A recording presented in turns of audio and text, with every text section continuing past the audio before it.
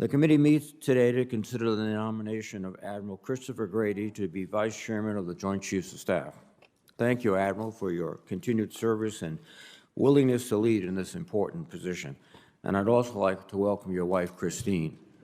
We are grateful to your family for their sacrifice and continued support of your service to the nation. You have served most recently as the commander of Fleet Forces Command, which included responsibility for STRATCOM's sea-based leg of the nuclear triad. That experience, along with your distinguished career of service across multiple theaters and command at all levels, will serve you well in this new role. I would also like to note that you were born in Newport, Rhode Island, and are a native of Middletown, Rhode Island, which makes this a very pleasant experience. And as we consider this nomination, we must keep in mind that the United States is engaged in a strategic competition with China and Russia. These near-peer rivals do not accept U.S. global leadership or the international norms that have helped keep the peace for the better part of a century. This strategic competition is likely to intensify due to shifts in the military balance of power and diverging visions of governance between China and Russia and the West. This competition is also unfolding amidst a global pandemic, climate change, and the emergence of highly disruptive technologies.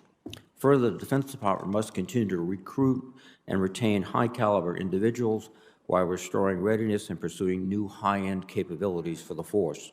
The interconnected nature of these challenges will drive how the Department and the military services adapt to achieve their missions. Admiral Grady, if confirmed as Vice Chairman, you will be working closely with the Chairman of the Joint Chiefs of Staff, General Milley, to address each of these issues, and I hope you will share your views on them with the committee. In addition, as Vice Chairman, you will serve a key role in the interagency process that often requires working closely with senior policymakers within the Department and at the National Security Council on critical national security issues. In light of the strategic challenges I referenced earlier, the committee looks forward to hearing your thoughts on the effectiveness of the interagency process. Finally, the Vice Chairman is assigned a number of specific responsibilities within the Department. First, the Vice Chairman oversees the Joint Requirements Oversight Council, the JROC, which reviews requirements for acquisition programs to ensure they are reasonable and necessary. Second, as a senior member of the Nuclear Weapons Council, the Vice Chairman plays a central role in ensuring the U.S. safely maintains its nuclear weapons stockpile.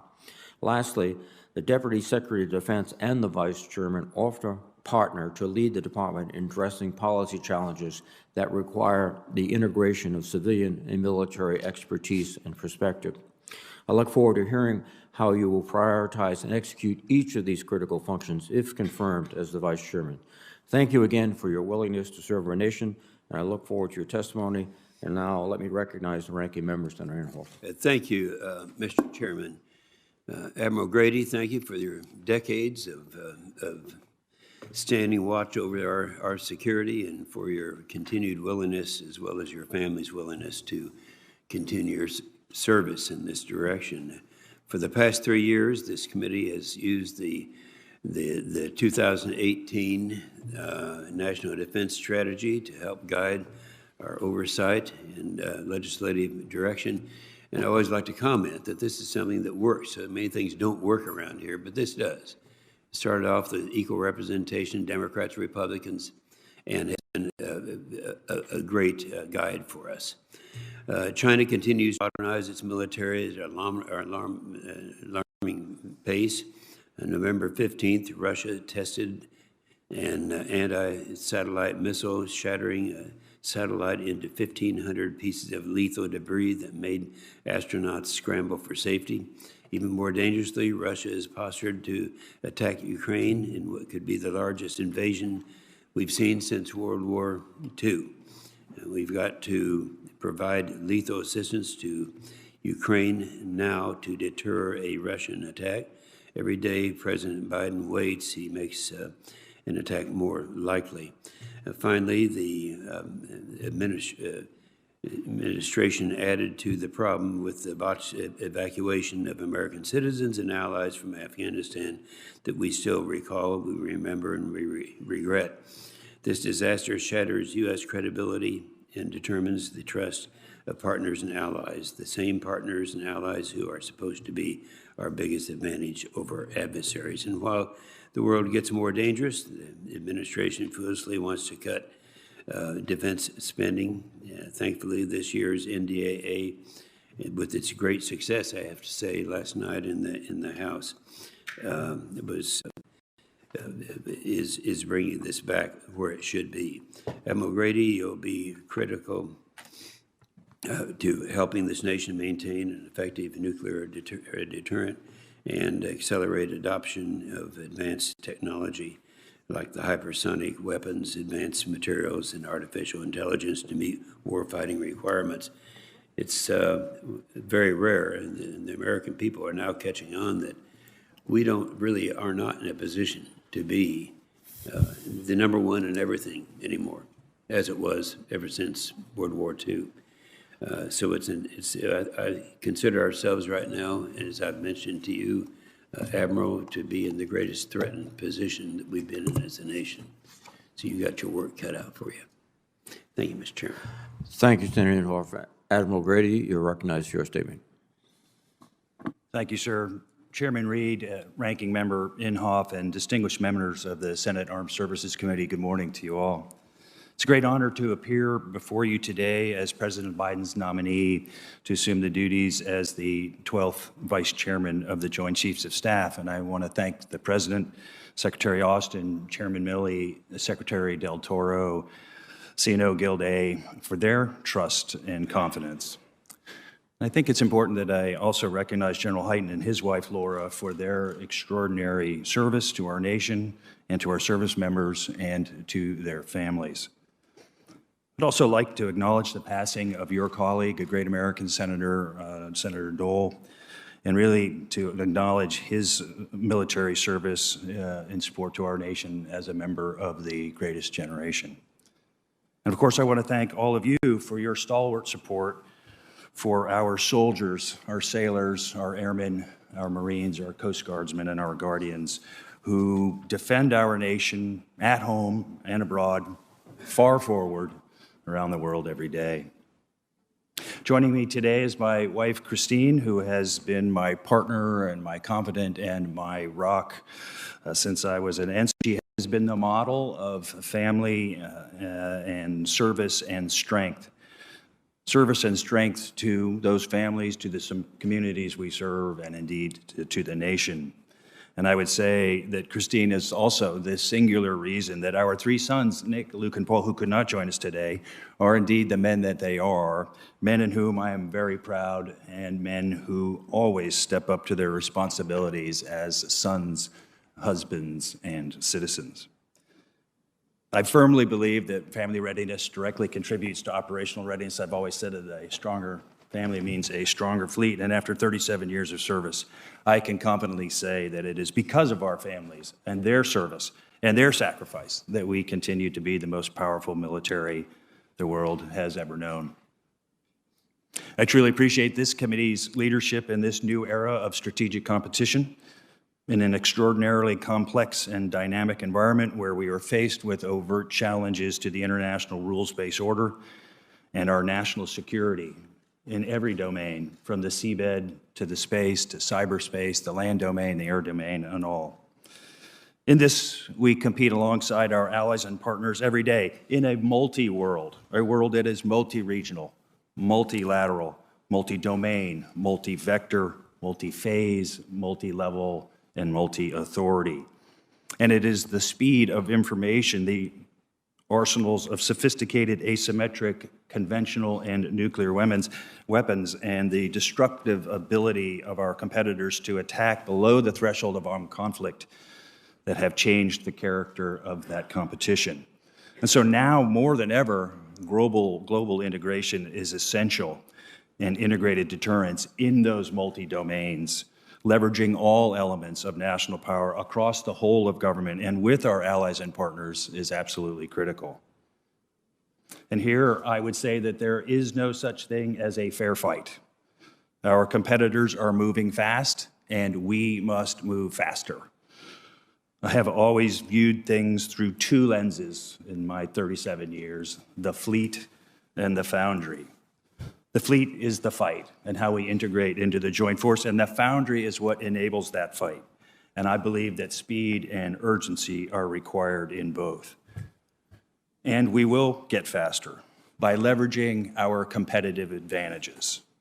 First, our unrivaled industrial base that I believe truly is born of our innovative and open society. Secondly, our many allies and partners with whom we are stronger together. And third, our servicemen and women who are always resolute, ready, and lethal on arrival. They truly are the center of the universe. So if confirmed, I look forward to working with this committee and the Congress, senior leadership in the Department of Defense, the interagency team, industry, and our allies and partners to ensure the center of the universe never goes into a fair fight. Once again, I am grateful for the opportunity to appear before you today, and I look forward to your questions. Thank you, Admiral. Admiral, I have a series of questions that are required for all senior nominees. Please respond appropriately. Have you adhered to applicable laws and regulations governing conflicts of interest? Yes, Senator. Have you assumed any duties or taken any actions that would appear to presume the outcome of the confirmation process? No, Senator. Exercising our legislative and oversight responsibilities makes it important that this committee, its subcommittees, and other appropriate committees of Congress receive testimony, briefings, reports, records, and other information from the executive branch on a timely basis. Do you agree, if confirmed, to appear and testify before this committee when requested? Yes, Senator.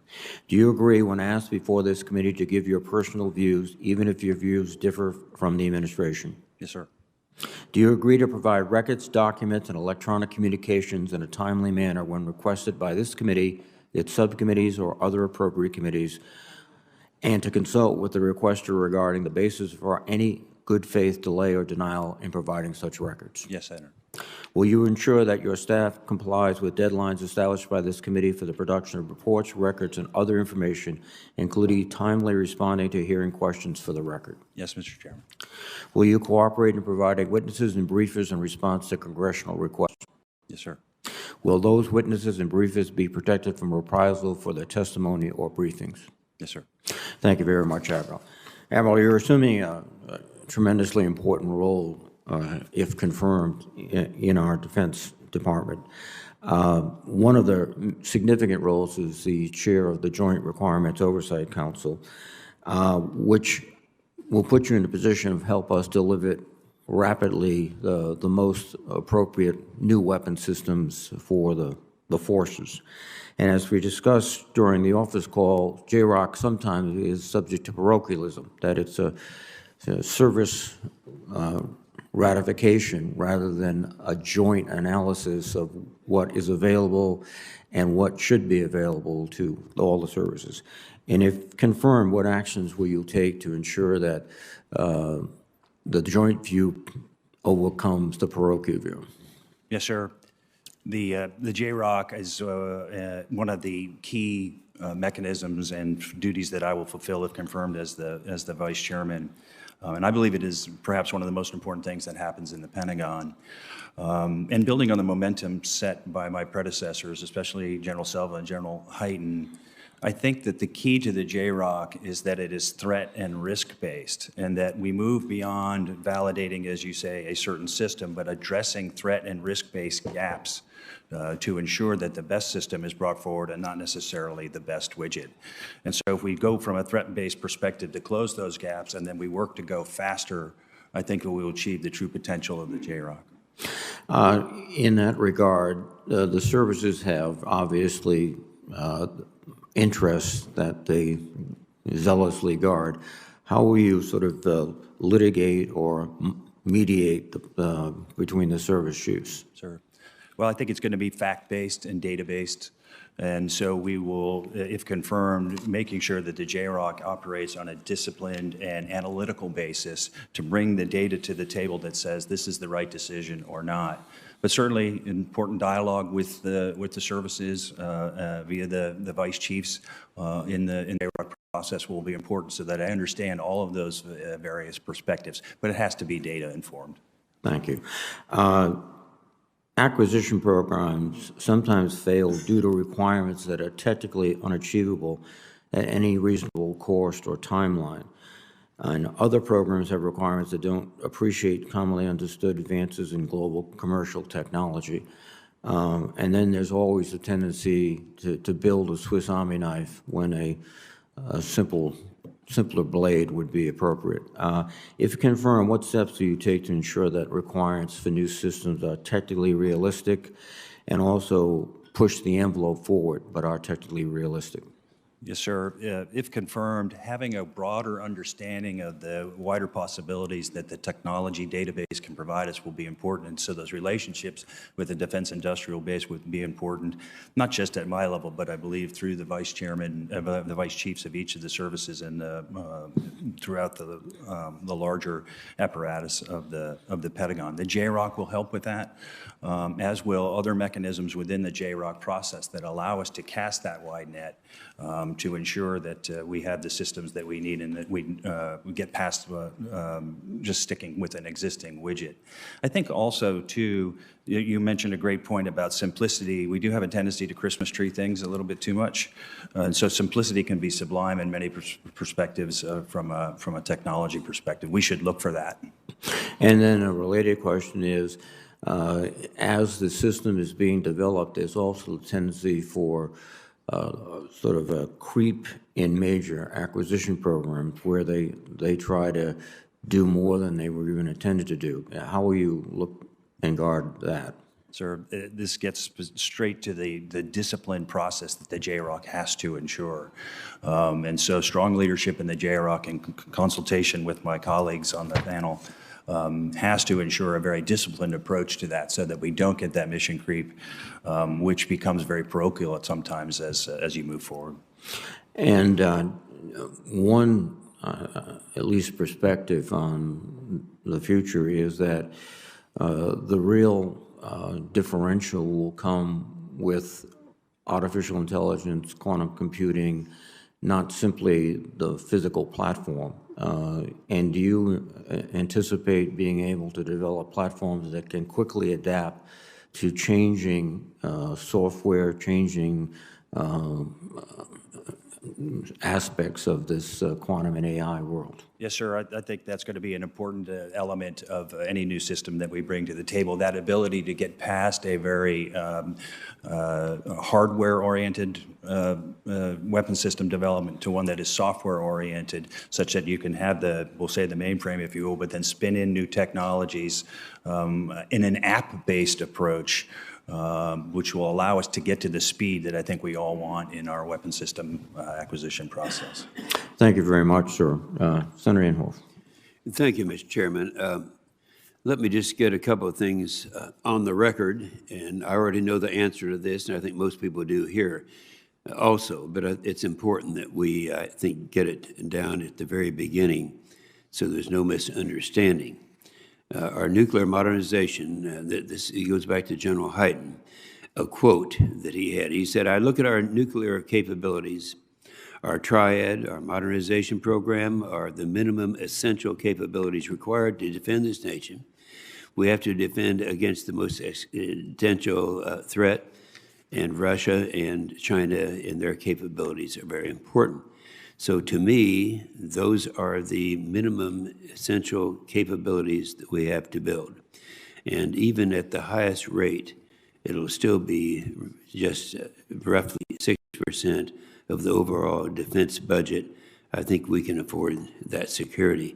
So I will ask you the question just to get you on the record and saying that we know the answer anyway, and that is, General Hyten, that the most modernizing was talking about modernizing each leg of the U.S. nuclear triad and the National Nuclear Security Administration, NNSA, nuclear weapons complex is a critical national security priority. Do you agree? Senator, I do. A modernized and fully ready nuclear deterrent is one of the #1 priorities of the department, and if confirmed, I would seek to ensure that. And I know you will. And however, that has become somewhat controversial in the past. We have to know where we're coming from. And lastly, I would ask is it your intention to continue General Hyten's efforts to reform the JROC process to move faster and adopt advanced technologies that help meet warfighting requirements. I know that you have responded to a discussion of this with our chairman, but I'd like to get your assurance as to what we will do with JROC. Sir, the efficacy of the JROC and the momentum that it is on now is extremely positive. And if confirmed, it would be my goal to bend the curve and to go even faster, to focus on the threat and the risks, to close those gaps, and to move as quickly as possible to get the tools to the center of the universe, our warfighters, as fast as possible. Excellent, and I know that's true. Thank you, Mr. Chairman. Thank you, Senator Nero. Senator Shaheen, please.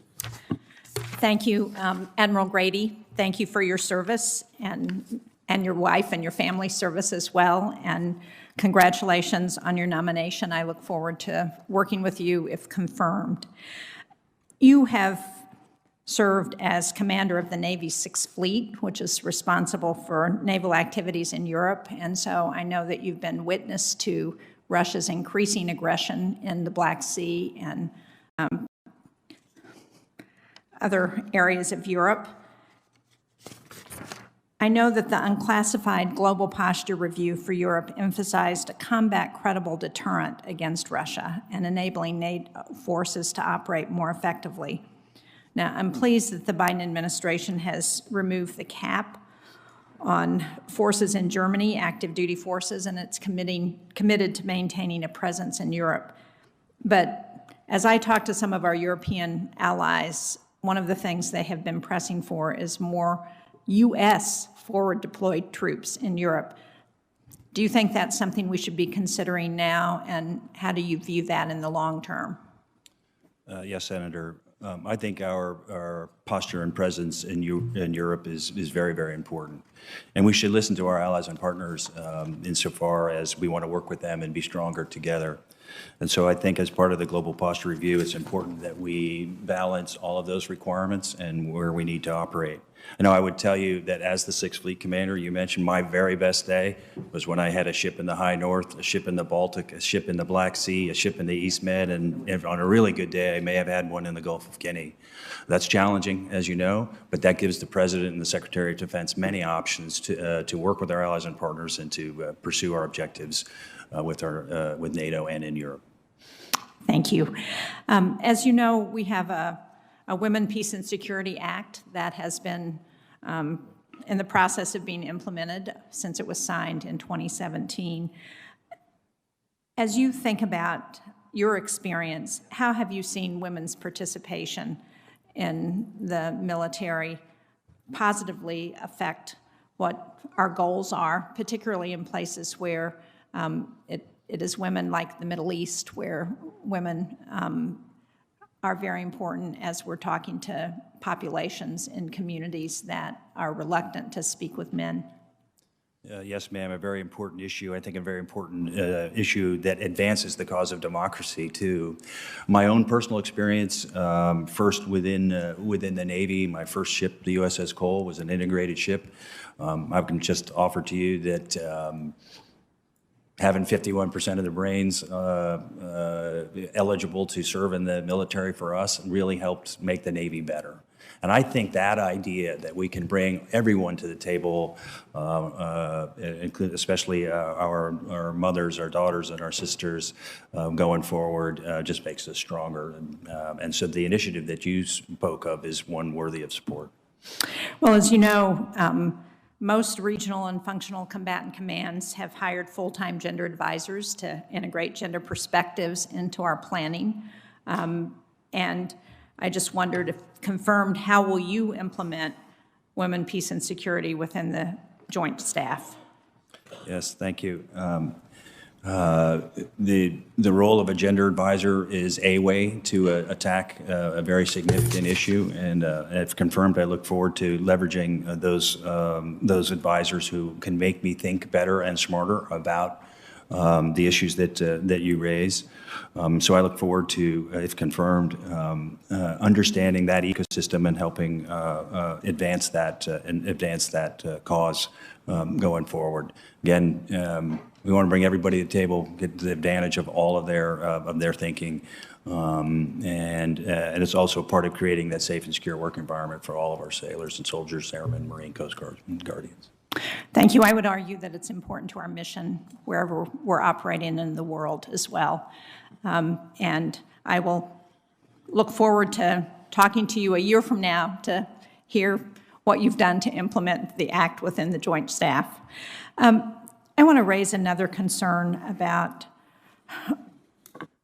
what's happening with ISIS. The headlines, ISIS has faded from the headlines, and yet we know we have several very large camps that continue to be in Syria and Iraq that have women and children who are detainees from the war against ISIS and who have the potential to be radicalized and create a further issue with terrorists in the future.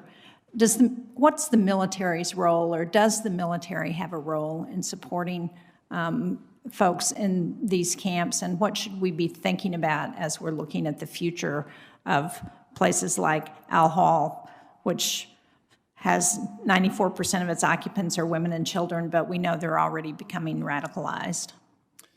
Yes. The issue of ISIS as an example of violent extremist organizations is one we never can take our eye off the ball. It's one in which if we beat them here, they're going to squeeze and pop out some over here, and we're going to have to continue to beat them. So the military piece of it is reactive in some respects, but it can also help create the conditions on the ground for better conditions and to help with those conditions that will not allow radicalization to continue. So I think the military has a role in that. We need to beat them first, and we do that, and then help create those conditions on the ground that are safe and secure such that radicalization doesn't occur. Thank you. My time is up. Thank you, Mr. Chairman. Thank you, Senator Sheen. Before I recognize Senator Fisher, since a quorum is now present, I ask the committee to consider 3 civilian nominations and a list of 1,772 pending military nominations. First, I ask the committee to consider the nominations of Mr. John B. Sherman to be Chief Information Officer of the Department of Defense, Mr. Ashish S. Vazirani to be the Deputy Undersecretary of Defense for Personnel and Readiness, and Ms. Carrie F. Ritchie to be General Counsel of the Department of the Army. Is there a motion to favorably report these nominations to the Senate? All in favor say aye. Aye. The motion carries. Finally, I ask the committee to consider a list of 1,772 pending military nominations. Of these nominations, 21 nominations are 1 day short of the committee's requirement that nominations be in committee for 7 days before we report them out.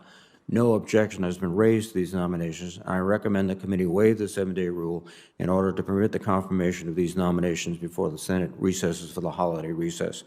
Is there a motion to favorably report this list of 1,772 pending military nominations to the Senate? So moved. All in favor say aye. Is it? The motion carries. Senator Fisher, please. Thank you, Mr. Chairman. Welcome, Admiral, to you and your wife this morning. I appreciate the discussion that you and I had earlier about the importance of modernizing our nuclear enterprise, and that you view nuclear deterrence as the department's highest priority, which you reaffirmed today to the ranking member. We are seeing Russia and China continue to expand their arsenals. Russia is pursuing a variety of novel nuclear systems, and China is conducting a strategic breakout that the current STRATCOM commander, Admiral Richard, characterized as breathtaking. What is your view of China's nuclear expansion, and what implications do you think that this has for us? I think that China's breakout, as Admiral Richard has called it, is indeed spectacular. And indeed breathtaking. And so therefore we need to be postured to address that issue. We need to think about how we would proceed with deterrence, particularly deterrence now against 2 peer competitors and who need to be deterred in 2 different ways. And deterrence then, I think, builds on that strong nuclear triad that we just talked about. And so the modernization of the nuclear triad will be the underpinning of that deterrence effort against two nuclear competitors. Overall, do you believe that the growth of Russian and Chinese nuclear arsenals reinforces the need to modernize our nuclear deterrent, including each leg of the triad? Absolutely, I do, Senator. And we need to have that responsive, flexible, and survivable triad across the three legs if we're going to meet the challenges of two nuclear peer competitors. You know, we continue to hear calls to pause or to defer modernization programs despite repeated testimony from STRATCOM commanders and others that there is no room for additional delay. Last year, Admiral Richard testified that, quote, many of the modernization and sustainment efforts necessary to ensure deterrence viability have zero schedule margin and are late to need, end quote. Can you give us your view of the modernization schedule? I know you're particularly familiar with the need to replace the Ohio-class submarine. Yes, ma'am. I agree with Admiral Richard in that there is no more margin to surge. Service life extension programs across the nuclear triad kind of tapped that ability out now, and so now it's time to move forward.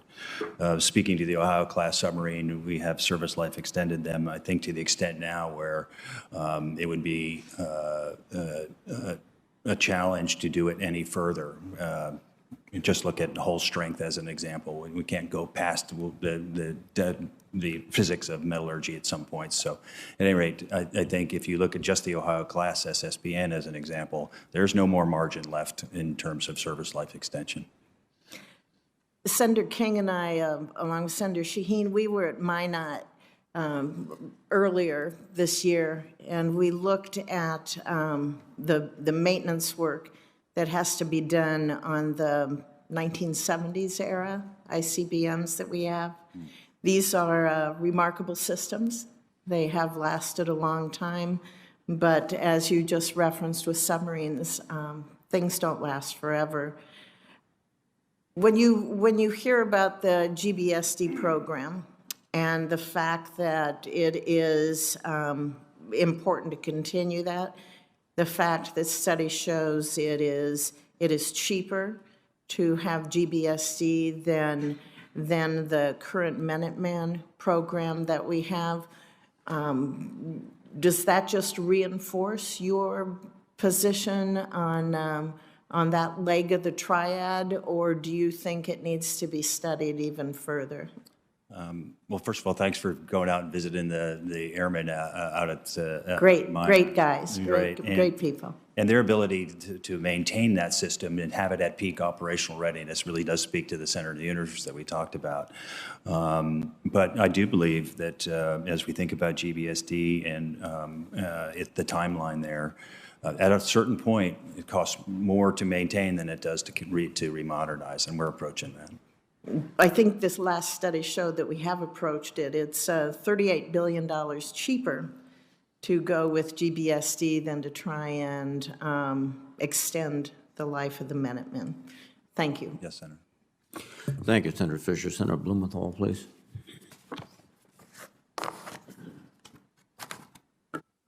Thank you, Mr. Chairman. Thank you, Admiral, for your service and your family as well. And thanks for the conversation we had not long ago. And I am delighted that you share my commitment to making sure that we maintain our superiority in undersea warfare, and that we continue not only with the Ohio-class replacement now being built at Electric Boat, the Columbia-class, but also the Virginia-class attack submarine, 2 submarines a year, which is vital to maintain that superiority.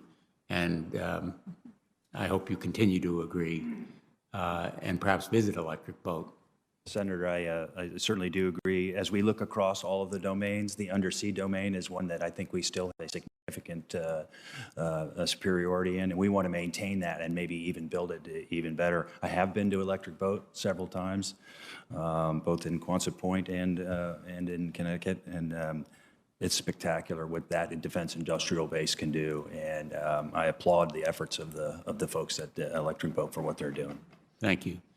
I want to talk a little bit about a topic that may not be covered by anyone else here, the Afghanistan evacuation and settlement efforts, which very much involve the military. Although we have no military presence in Afghanistan, there are somewhere between 30,000 and 50,000 guests, as they're called now, on our military bases. I recently visited Quantico, Virginia. The United States Marine Corps is doing an excellent job. I'm really so much in admiration of the work that they are doing there, and I'm sure the other branches of service at our other bases. But these bases were supposed to be closed literally this week, and they're going to continue into February, March, perhaps beyond, because of the insufficient support for the resettlement efforts. And fortunately, we will see more resources going into it. But I'm also concerned about the evacuation of our at-risk Afghan allies, interpreters, translators, security guards, drivers, all the people who stood by us and helped protect our troops, and diplomats. I've called for an evacuation czar because I've found that there was and remains a lot of insufficient coordination, even finger pointing. Could you give me your views on whether we should be doing more, as I believe, to help with evacuation efforts through charter flights and resources that the United States still has there, even though we have no military or diplomatic presence? Thank you, Senator. I think, first, thanks for going down to Quantico and seeing the team down there. They are doing really good work, and I think it's that type of work under General Van Herk's leadership is one of the things that the military does very well, logistics and movement and that kind of thing. And so if confirmed, I would look forward to working with General Van Herk to finish that mission. As to your point of folks that may be at risk still on the ground, if confirmed, I would look forward to working with the CENTCOM commander on what are the right ways to finish that mission as well. And it would be an important element of our discussions on going forward and concluding finally what we're doing in that part of the world with Afghanistan. I think you've put it really correctly, that it is a matter of completing the mission and honoring our commitment for men and women and their families who put their lives on the line, and now they have targets on their back because they sided with us in that conflict. So I hope to continue working with you. Finally, let me just ask your views on classification. Yesterday, I joined my colleagues in a classified briefing on the Ukraine situation. Obviously, we can't talk about it in this setting, except to say it was deeply sobering, maybe scary is the right word for it. And my feeling was, after hearing that briefing, as it is so often after such classified briefings, that the American people should hear what we heard. And for much of what was said in that briefing, it could be told to the American people without compromising sources or methods or other kinds of necessary assets or resources. I think there's too much classification, in short. Do you have a view on that point? Sir, thanks. And we talked a bit about that in the phone call. And I would say that in general, we tend to overclassify and that we should work harder not to. But I think there's several good reasons for that. One is the transparency that we have with the citizens that we serve to explain what we're trying to do. Secondly, is being able to work with our allies and partners, as an example. My Second Fleet commander, his deputy is a Canadian officer, and sometimes I have to ask him to leave when we are talking about what we're doing in the Atlantic. And so we're working very hard to overcome those barriers. And I think the third reason is that type of classification, when things are overclassified, prevents us from integrating and synchronizing better because there are artificial barriers that we put up in our way. So in the end, I think we need to work hard to always push that down, the classification down, but still remaining sensitive to sources and methods that you correctly point out. And thank you for taking that brief. It is indeed sobering. Thank you, Admiral Grady. Sir. Thank you, Senator Blumenthal. Senator Rounds, please. Thank you, Mr. Chairman. Admiral, I enjoyed visiting with you a few weeks ago in my office, and I thank you and your family for 37 years of faithful service to our country, and I appreciate your willingness to continue to serve in this very critical position. One of the items that we discussed at that time was your perspective on the principal cyber advisor positions that Congress has required in the last year's NDAA. And I appreciated hearing how much you valued having an independent subject matter expert with no day-to-day management responsibilities who, in your words, could speak truth to power regarding cyber activity throughout the departments. And I thank you for that, sir. On a related topic, and I think this is something that we don't spend enough time discussing and making clear, the Vice Chairman now leads the Joint Staff's Electromagnetic Spectrum Operations Cross-Functional Team and is the senior designated official for electromagnetic spectrum operations in the Department of Defense. That is a very valuable asset. A number of senators came together during the development of the bipartisan infrastructure bill to literally block efforts to provide critical electromagnetic spectrum for auction, meaning taking it out of the Department of Defense's perspective and putting it up for sale. So far, a number of us have succeeded, but there have been additional legislative threats to DOD's spectrum in the 3100 to 3450 megahertz band.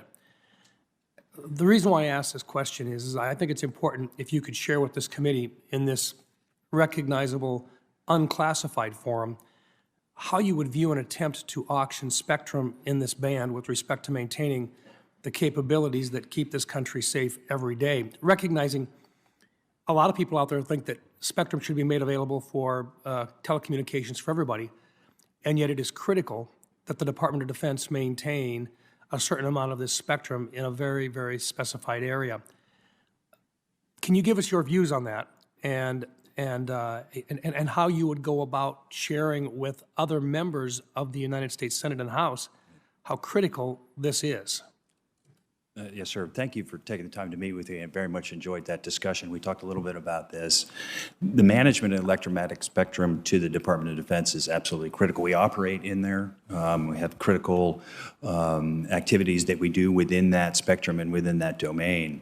I think what you want from us, sir, is to be able to come forward to you and lay out the risks and the challenges of sell-off. And to do it in a data-based and in threat-based way so that we go into that very significant policy decision well-informed as to the challenges and risks that it might impose on our sailors and the center of the universe and the soldiers and airmen and that going forward. So we need to bring to you the arguments for or against, pros and cons, so that we can make a very threat-based, informed discussion. It's a significant issue, though, for sure. One of the challenges, I think Senator Blumenthal mentioned it, is the overclassification of information. Would you commit to providing a classified brief to the members of this committee and members of other key committees to discuss the danger of taking such actions without a very stringent approval process? Yes, Senator. Thank you.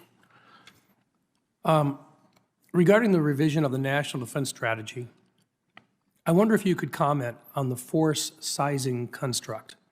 Two major planning assumptions have been overcome by events, and now they seem to be critically flawed. The force sizing construct to fight one war at a time, and the planning and investment in capabilities geared for short wars. I know this strategy was driven by affordability, but in my view, this probably does not make strategic sense now, given the activity, investments, and behavior of China and Russia. How do you see this issue? I think as we look forward to that force sizing construct that you call out, it has to be one that is informed by current conditions and current threats. So if confirmed, I would look forward to being a part of that part of that discussion. But certainly the world gets a vote, the enemy gets a vote, and how we look forward to sizing the force. It will be a balance of capability and capacity. It will be a balance of being there when we need to be there. So we need to bring all of those things together based on the current situations and indeed the projected situation that we see in the future. Thank you. Well, Admiral, the position that you have been nominated for is critical, and it is time sensitive that we move forward in filling this position. I think you're the right person for the job. I look forward to supporting your nomination, and I would hope, Mr. Chairman, that we're able to move forward as quickly as possible in filling that position.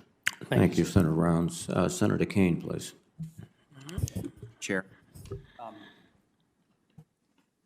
Admiral, congratulations to you, and I'll just tell my colleagues, the Grady family is very beloved in Hampton Roads, Virginia. They're currently on their third posting into Norfolk. And, I very much appreciate your long service.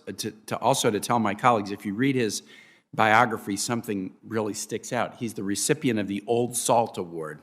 I didn't know what that was, but I was intrigued, and I researched it. The Old Salt Award in the Navy is the award given to the longest-serving surface warfare officer. And he inherited that when Admiral Davidson retired. So that's just an additional tribute to the years of service and your longevity in serving the country. Admiral Grady, Senator Wicker and I, we've been engaged in a months-long debate with the DOD about moving forward with block buy of the LPD and LHA amphibious ships. This block buy was authorized by the FY21 NDAA and also by the Defense Appropriations Bill. As you know, block buy provisions often yield significant savings in the past, but the Department has stalled on the block buy and cited a desire to, quote, undertake an additional study of amphibious ship requirements. Senator Wicker and I asked the Marine Corps if their amphibious ship requirements have changed in recent months, and we were told that they had not. So I'm a little bit unclear what agency is participating in this review. As we continue to study the requirement that the Marine Corps states has not changed, China is moving forward with the construction equivalent of a class of warships similar to the LPD and LHA, Type 71 and 75 classes respectively. So at least China believes that this class of warship isn't obsolete. In your current role as Fleet Forces Command, have you been involved in any recent studies on the number or overall requirements for the LPD and LHA amphibious ships? And are you aware of any developments that would suggest we halt or slow construction of this class of amphibious ship? Sir, a couple issues there. The first is the block buy is a really efficient way to generate that demand signal to the defense and industrial base, and as you say, is a very efficient way to go. So I thank the committee's support for that. Amphibious warships and the renaissance that's underway in amphibious warfare now is growing and palpable, and so the naval integration between what the Commandant and the CNO are trying to do has a lot of momentum right now going forward.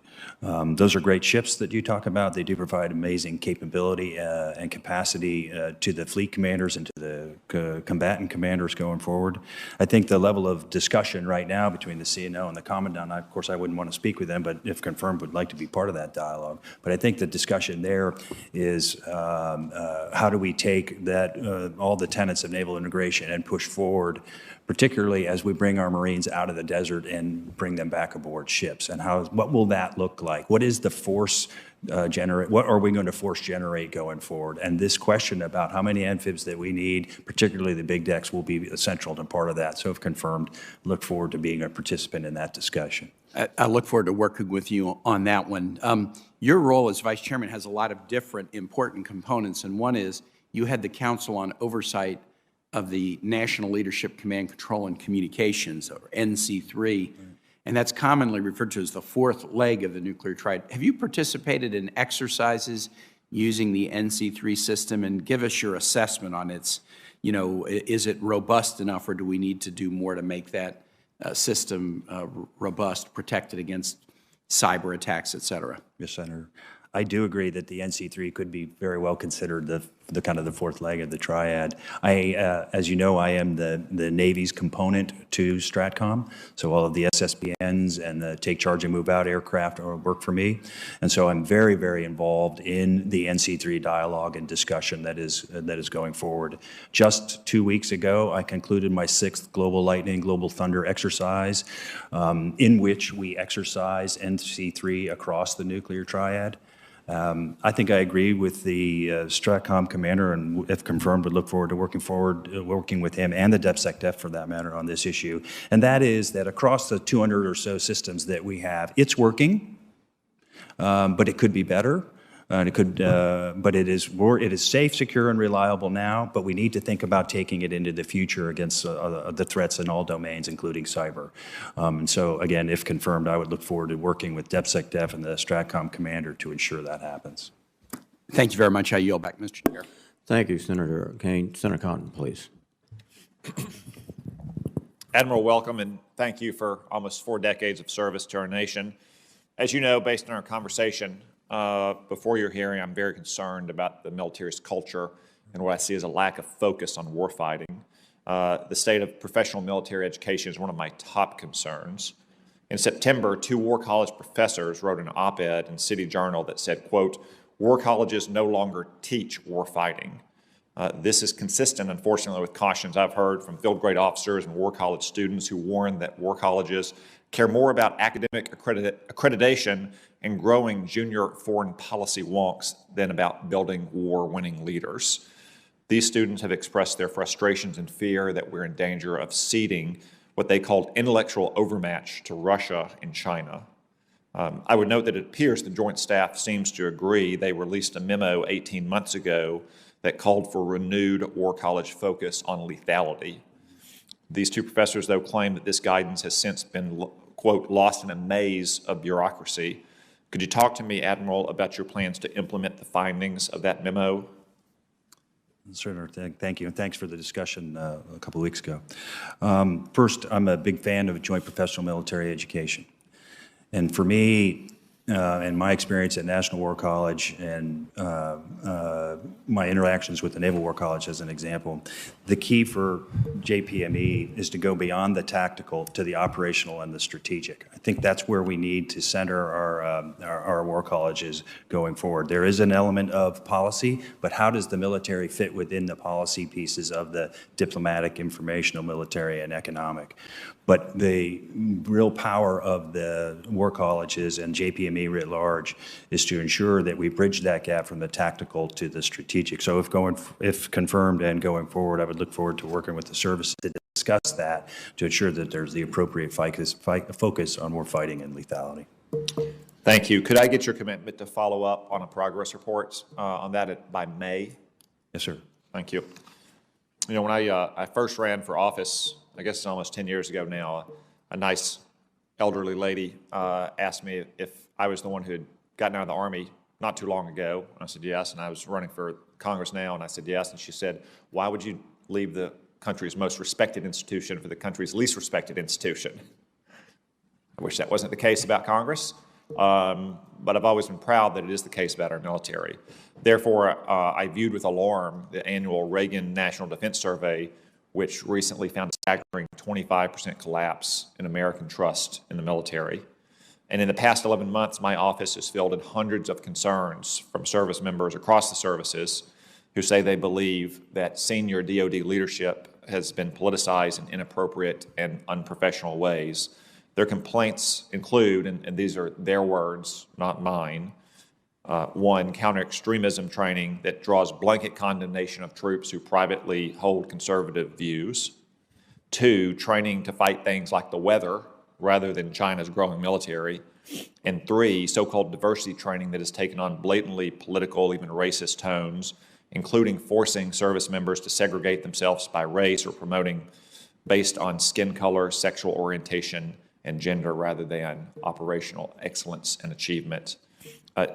Do you think it's fair to say that some of these policies, which are quite controversial, have contributed to that 25% decline in trust in our military? Sir, I too am disappointed and alarmed by that number. I read the same report that you did, and that's concerning to me as someone who's dedicated 37 years to this and take great pride in what we're able to do. I think the key issue here is what you expect of us, and that is that you expect us to remain apolitical and to provide our best military advice. I think that's the key issue, and everything we do needs to be revolved around that central concept. Well, Admiral, what we've consistently heard from many of those service members who have reached out to us is that they feel they are being presented with highly politicized training modules. They voice their concerns or objections, and then their chain of command will accuse them of acting in a political fashion. So they find themselves in a catch-22. Let me give you just one example of something that seems a bit strange to me. Marine Base Quantico recently posted a job listing for a diversity, equity, and inclusion officer for a salary of $144,000 a year, more than triple the median household income in Arkansas. Also close to what a base commander makes. I mean, do you think that we should be paying $144,000 to a diversity, equity, and inclusion officer at Quantico? Is this the kind of thing that might cause Americans to lose confidence in the priorities of DOD leadership? Don't have the context for in which that billet was advertised. I do think we need to have important discussions about things like that. To the pay scale, I really can't comment on what that job is being asked to do. But again, I think the idea that you need from us is to be apolitical. And I want to go back to something you mentioned in your preamble there, sir, if I could, and that was that the concern on the part of the members who have communicated with you that they could not voice their views. I think the role of commanders is to create that open dialogue and have that ability to discuss things, and that there should be no reprisals for that kind of thing. And so going forward, we need to make sure we have that environment, the safe environment where people can have that open dialogue and that discussion. Yeah, my time's expired. I will just say that what we expect of you and all of the senior military leaders is to address these cultural challenges. We also have spoken before the hearing about my concerns on the surface Navy and its cultural challenge in the report that I released with Congressman Gallagher and a few other Navy veterans. We can write laws in this institution, we can pass budgets, but no organization can thrive and make real change without dynamic leadership. That's why they always said leadership was the most important element of combat power. So we're counting on you and other senior leaders to help address some of these cultural challenges and hopefully win back the quarter of the American people who said they've lost trust in our military. And that's what I expect to see, and that's what we'll be monitoring in the years ahead. Yes, sir. Thank you, Admiral. Thank you, Senator Cotton. Senator King, please. Thank you, Mr. Chairman. I just want to reemphasize the line of questioning that Senator Kane began with, and that is nuclear command and control. We always talk about the triad. I think it's a quad without the modernization of nuclear command and control, and not only modernization, but ongoing modernization, because the cyber threat is constantly evolving. Without that modernization, the rest of the triad could be rendered useless and therefore not credible and therefore not a deterrent. So I hope you will focus very intensely on the upgrades necessary to command and control systems. I think you've said that that is your intention, but please reiterate it for me. Yes, Senator, absolutely. What we see in the cyber domain across all of our weapon systems has to be addressed. And so we talk a lot about being able to defend our networks. The ultimate network to defend is the NC3 network, and we're going to have to be able to do that in cyber. So if confirmed, it would be a high priority of mine to continue the momentum started to do that. Thank you. I just returned this morning from the Norwegian Embassy on a conference on the Arctic. And one of the issues that came up was the UN Convention on the Law of the Sea. In 2007, the Russians, there's a famous picture of the Russians planting a Russian flag at the North Pole under the Arctic Ocean. And to me, it symbolizes our failure to be at the table when we're resolving disputes with regard to the maritime domain. Is it your professional military opinion that it would be in the national interest of this country to accede to the law of the sea treaty? It is, Senator. Thank you. And I hope the record will show how readily you answered that question. I didn't have to pry it out of you. I think it's very important, and I think it's something we should bring up before this body once again, because our national security is being compromised, whether it's the South China Sea or the Arctic or other areas in the maritime area. Now, one of your roles will be as the chair of the Joint Requirements Oversight Council, the JROC. And recently I was at a dinner with some prominent figures in the technology field, and they pointed out that because of the length of time it takes to develop our weapon systems, they are literally obsolete the day they go into service. In some cases, they're years out of date. I know that we're always focused in the procurement area on money and on cost, but talk to me about the importance of time. If the technology is advancing so fast today that if it takes a dozen years to develop a new airframe or a new maritime, a new ship or a new weapon system, we're sunk, not to use the naval term, but time has to be an essential part of this process. Absolutely, sir. I'll just use a Navy term, speed to the fleet. You don't, as you say, you don't want to take forever to get it to the sailor. So I think there's several things that we need to do. First, although I would offer to you is, if confirmed, speed will be and urgency will be part of the JROC process. And in this, I believe I'm building on the great momentum that General Hyten and General Selva set for the JROC. I think one of the challenges, though, is that we're risk averse.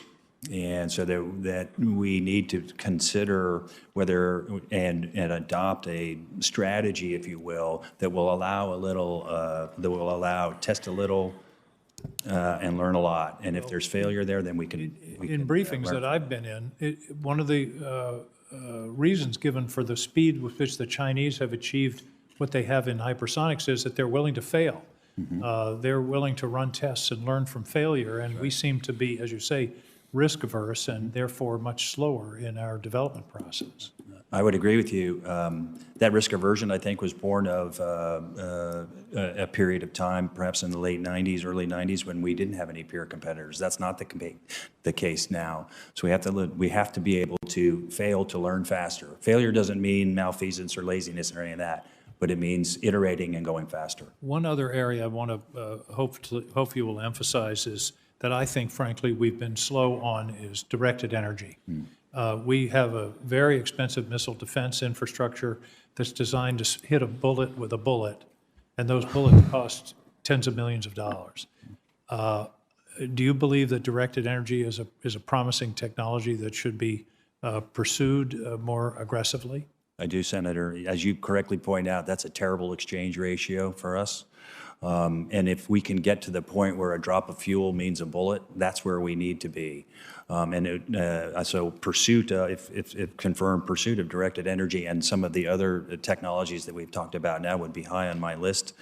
But that directed energy then would be folded into an integrated network of capabilities that we can bring to the fight. But it's not going to happen unless somebody pushes it, and I hope that you'll be that person. Aye, sir.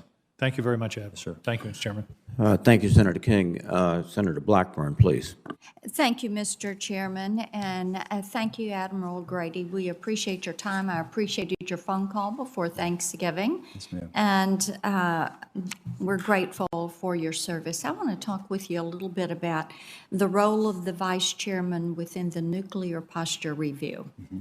And in the past, the Joint Staff served in co-leadership roles with the SecDef, and presumably this was the way that it ensured the best military insight, intel insight, and advice available to make certain that that was a part of the analysis. And in this year's SASC NDAA, we included a codification of that practice for the Biden administration's first NPR.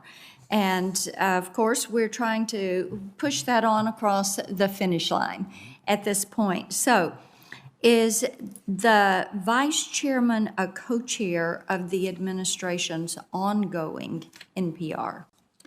The vice chairman is an advisor to that process now. Okay.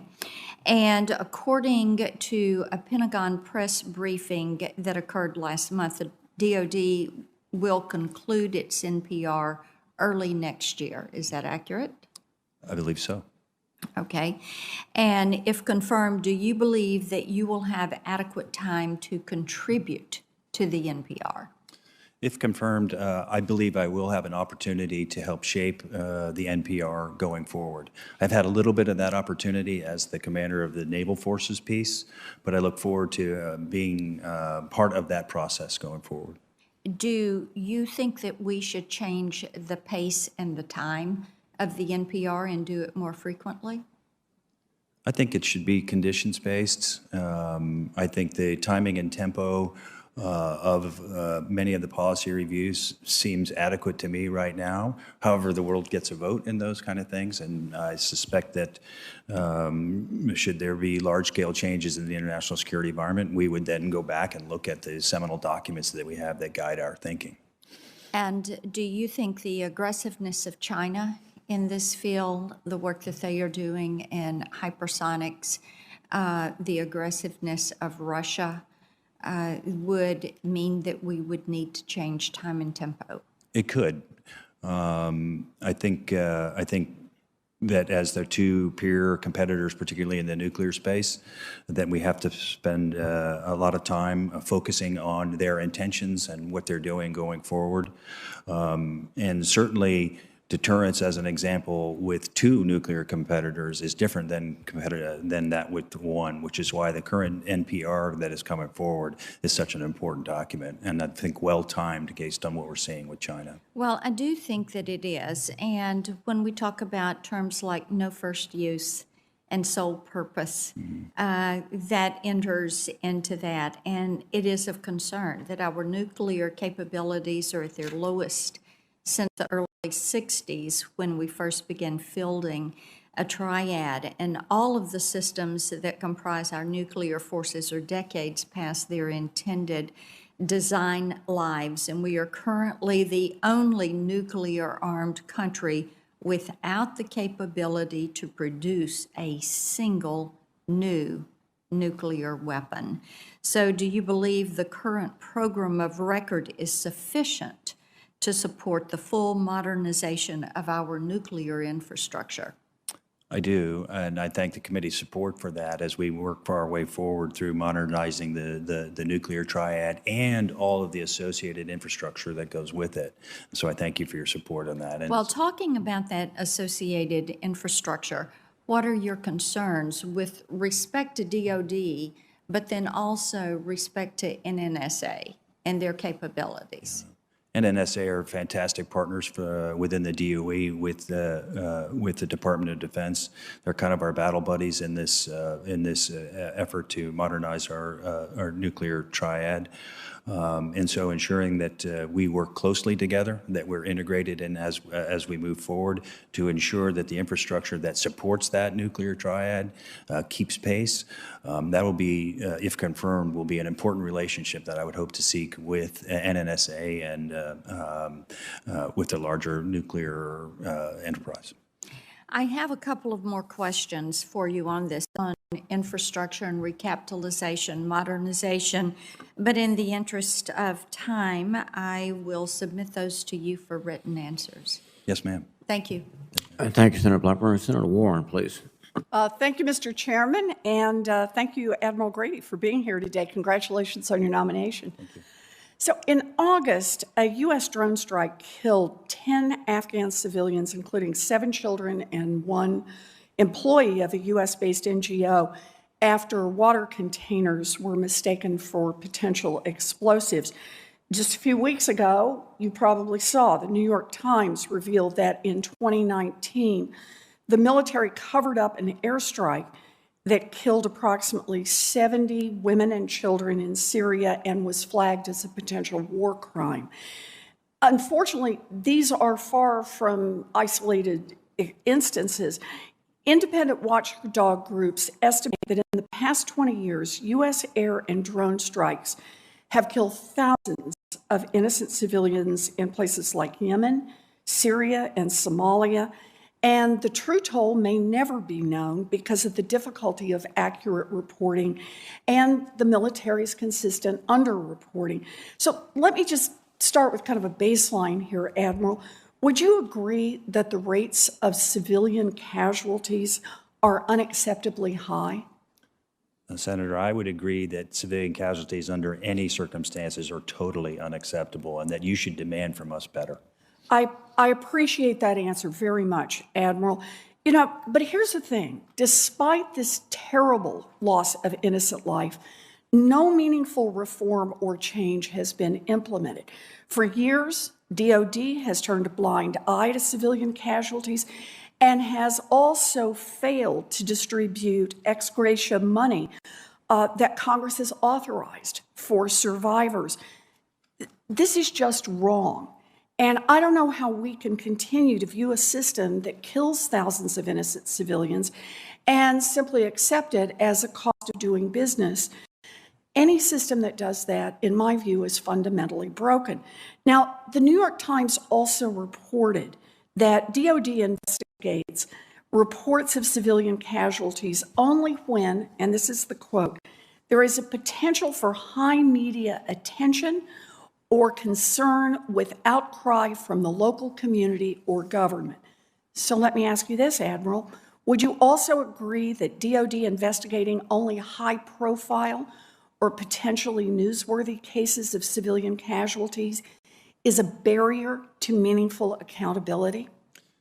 I think the issue that you raise on accountability is one that you should hold us to the highest standard for. Yeah, I'll give you my personal experience in that. As a strike group commander for 10 months in the Arabian Gulf, we dropped 1 million pounds of bombs. I had to explain every single one of those and whether they met ground commander's intent. That level of accountability is something that you should demand from us. And do you believe, based on that, that reform is needed to reduce the rates of civilian casualties caused by U.S. military operations? I think every civilian casualty is a tragedy, but it's very dangerous and hard work that we do, and we apply lessons learned each time to try to get better to forestall that. But again, hold us accountable and we'll fix it. Well, I appreciate that, Admiral, because that is the point. We need to get better on this, and it is about accountability. I've already asked this committee to investigate operations that result in civilian casualties and to suggest reforms that can prevent these tragedies. But you don't have to wait for us to act. The Pentagon has an opportunity to do exactly that without a specific mandate from Congress. So it can and should start that today. And I look forward to working with you on this. Thank you, Admiral. Thank you, Mr. Chairman. Thank you, Senator Warren. Senator Tillis, please. Thank you, Mr. Chairman. Admiral Grady, thank you for being here. Congratulations on your nomination. I want to talk a little bit about European posture with the circumstances in Ukraine or with Russia near Ukraine right now. It seems like we've got a hot spot there and a real clear and present threat. I know that we've worked on improving our European posture since the Russian invasion of Ukraine back in 2014, and I think we've got more work to do. We have the multi-domain task force in Germany, and I think we're reestablishing B Corps over in Poland. But what more do we need to do in terms of pushing resources in that region that seems to be continually under threat? And kind of curious about your anti-access aerial denial. What other priorities should we place there? And I guess in answering that question, we've got priorities in other points of the globe. So, you know, how are you going to balance scarce resources? What would be your priorities when you're confirmed, and with respect to European posture, but also other threats that are equally concerning? the challenges in the European area of operations are significant, as you've pointed out, sir. And so I think the first thing we need to think about is working with our allies and partners there and leveraging the great strength that is the NATO alliance. We're certainly stronger together in that regard. The resource challenge that you discuss is strong, significant. Certainly the pacing threat is in China, and we need to then balance how we're going to address our presence and posture in Indo-PACOM and the challenges there with how we're going to balance those in Europe.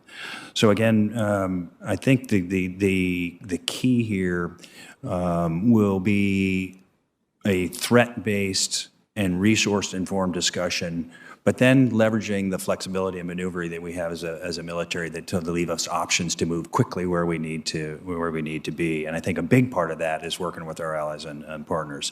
You asked me a question about A2AD. These challenges are significant. We could talk for a long time, I suppose, at a higher classification level in the Western Pacific, as an example. But to your point, in Europe, the Eastern Mediterranean is also a very challenging area to work, as is the Strait of Hormuz. And so as the vice chairman and working within the JROC, it'll be a priority of mine to bring those and close those A2AD gaps and bring those capabilities to the force as quickly as possible in all of the AORs around the country. The East Med is an example to your question about EUCOM. I want to talk a little bit about NATO. NATO 2030, there's some promise in there. They seem to reference China as a threat that our NATO allies and partners should take seriously. But what is your sense of NATO working with them? I get the sense, I have the pleasure of serving as co-chair of the Senate NATO Observer Group, and the sense that I get is that we still do not have a complete consensus among some of our NATO allies with respect to the threat of Russia. What can you tell me that would give me optimism that there is a growing sense of resolve that we all need to act and recognize the threat? In my dealings with my NATO partners, and I'll go back to my time as the Sixth Fleet Commander when I was Strike Force NATO, I thought there was a growing realization, particularly of the Russian threat and the challenges that we would need to meet as a NATO alliance and the strength of the transatlantic alliance that would be important to that. And to your question about a growing understanding of China and the threats that posed, I similarly felt the same. And so my dialogues at my level, and have confirmed going forward with the vice chairman of the UK and France in particular, will be to talk about what China is doing in their part of the world. Certainly, if you look at the One Belt, One Road initiative and challenges in Europe, or if you look at the 5G and Huawei and how that challenges what we want to do with our allies and partners, that growing realization is there, and I'm pretty confident that we can work together to meet those challenges. Thank you. I have some other questions I'll submit for the record, but thank you. I look forward to supporting your nomination. Yes, sir. Thank you, Senator Tillis. We are approaching a vote at 11:30, so I'd ask my colleagues to adhere to the 5-minute limit as much as possible. Senator Bruno, please. Thank you, Mr. Chairman. Admiral Grady, normally I start each nomination hearing with a series of questions related to a nominee's fitness for service. However, based on the severity of the ongoing water contamination crisis at Pearl Harbor, I'm going to submit those questions for the record. I'm not sure how familiar you or my colleagues are with the Red Hill Fuel Storage Facility, but it is a huge complex that I liken to the Hoover Dam. Red Hill has 20 massive underground fuel storage tanks built into the side of a mountain that holds 250 million gallons of fuel to support military operations across the Indo-Pacific. These tanks serve as a strategic war reserve in the event of crisis. Red Hill sits 100 feet directly above Oahu's aquifer, which is the source of drinking water for all of Honolulu and the surrounding area, threatening the safety of our clean drinking water. While there have been ongoing issues with leaks at Red Hill since 2014, a series of recent preventable accidents have led to the contamination of the Navy's water system and put the community at risk. At this moment, Around 100,000 military service members, their families, contractors, and other residents are impacted. Over 2,800 families have been displaced to temporary housing only weeks before the holidays, and thousands of others are being forced to use bottled water. This is not just a short-term matter to resolve the drinking water problem, which the Navy must do expeditiously, but also a long-term question about the department's plans for strategic fuel storage. On Monday, I joined Governor Ige and the Hawaii delegation in calling for the Navy to immediately suspend operations at Red Hill, while they confront and remedy this crisis. Governor Ige then directed the Navy to cease operations at Red Hill and defuel all the tanks.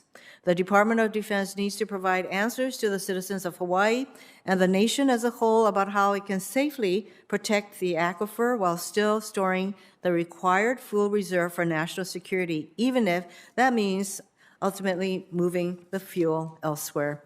In the past week, I have spoken with the Secretary of the Navy, the Chief of Naval Operations, and the Commander of Indo-PACOM multiple times about how to resolve this crisis. It is paramount that the Navy understands that Oahu needs safe drinking water. That is the top priority, and I will continue to work with the congressional delegation and the governor to do whatever is necessary to make that happen. Admiral, once confirmed, I'd like a commitment from you that Red Hill will be a top priority, both solving the short-term contamination issue and developing a credible long-term plan for the storage or for the strategic war reserve needs. I would also like your commitment to prioritize restoring the community's confidence in the military. You can imagine the community's confidence has been badly shaken by how the military has handled this water contamination crisis. Indo-PACOM is our country's priority theater, and DOD's budgeting and infrastructure decisions need to more strongly reflect that reality.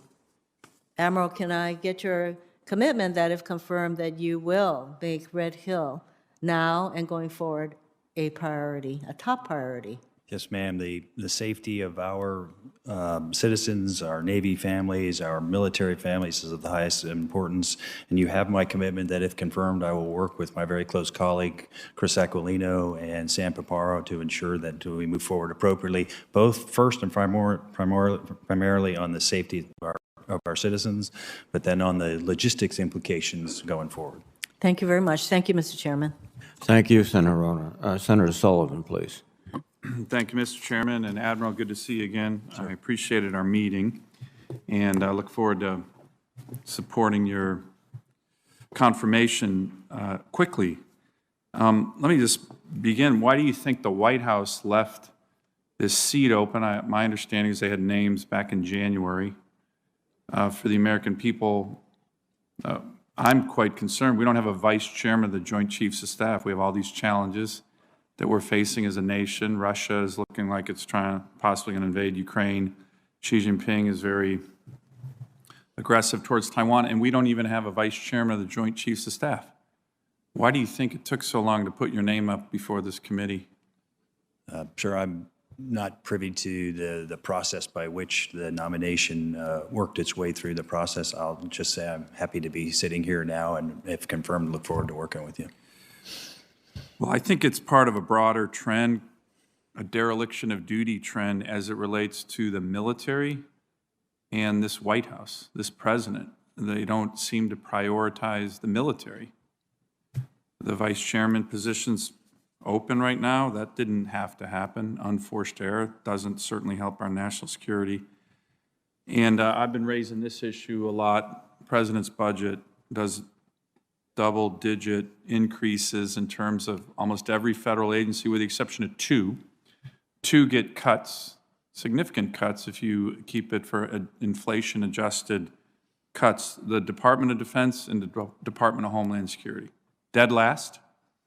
Again, there's not a prioritization of the military. What do you think that Xi Jinping or Putin see when they see a budget requests like this from this president's White House? You think that that gives them encouragement that we're cutting our defense spending?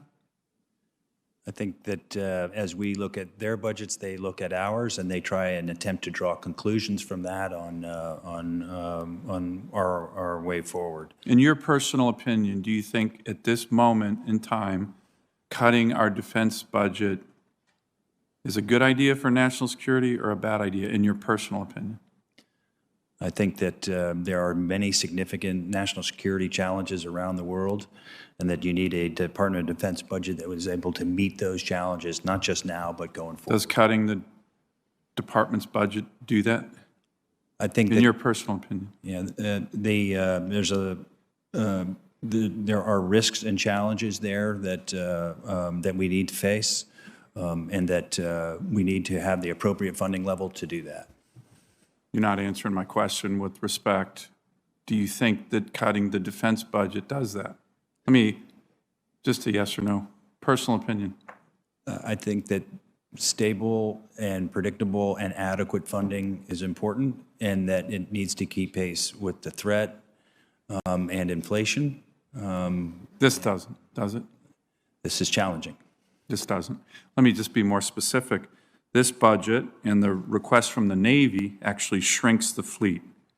Commissions 4 new ships, retires 8. Do you think shrinking the U.S. Navy fleet is something that Xi Jinping and the Chinese Communist Party would welcome or would be against? The U.S. Navy fleet shrinking, which is what this budget by this president does. You think? What do you think the Chinese think of that? I think the Chinese look at an isolated shrinking of the budget as a positive thing. Yes, I do too. Well, fortunately, this committee rebuked the president and others, and we put forward what the National Security Commission, bipartisan by the way, recommended to increase defense spending 3 to 5% per year, real budget, a real increase, inflation adjusted. That's what this committee responsibly did. And we certainly hope that as we look forward to appropriating that we'll do that. Let me ask one final question, then I'll have a number for you that I'm going to submit for the record. There has been a dramatic, and you and I talked about this, trust in the military in terms of a decline, actually plummeting. The Reagan National Defense Survey says that for the first time ever, a minority of Americans, only 45%, report having a great deal of trust and confidence in the military. This is down from 70% in 2018, 3-year drop. Why do you think that's happening? Well, first, I'm disappointed to see that number.